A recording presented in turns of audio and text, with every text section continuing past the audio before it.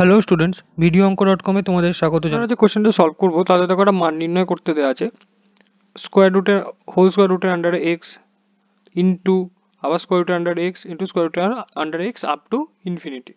মানে এরকম square root x অর্থাৎ যদি লিখি তো square root x square root x square root x square root x আমি চলতে থাকবে আপ টু ইনফিনিটি। তো এটার মান নির্ণয় করতে হবে। এটার মান নির্ণয় করার জন্য আমরা কি করব? প্রথমে একটা অ্যাজাম্পশন নেবো, late y is equals to root over of x root over of x root over of x up to infinity। এবার এটার যদি বোথ সাইড আমরা হোল স্কোয়ার করি, তাহলে আমরা কি পাবো? y স্কোয়ার ইকুয়ালস টু একটা খালি স্কোয়ার রুট, প্রথম স্কোয়ার রুটটা চলে যাবে, x into root over of x root over of x root over of x up to infinity.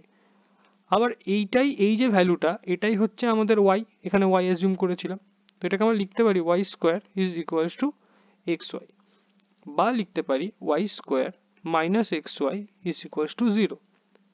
Or y যদি কমন নিই তাহলে আমরা লিখতে পারি y minus x is equals to zero. তো এখান থেকে আমরা কি লিখতে পারি? ইদার এখন y ইকুয়ালস টু জিরো, যেহেতু দুটোর প্রোডাক্ট জিরো মানে ইন্ডিভিজুয়ালিও এদের value zero, and y minus x is equals to 0, therefore y is equals to x। তো এই পুরোটার ভ্যালুই আমরা y ধরেছিলাম, ওর কি কি ভ্যালু আমরা পেলাম? y equals to 0 or y equals to x। Thank you for watching my video. For more solutions like this, please visit videoonko.com.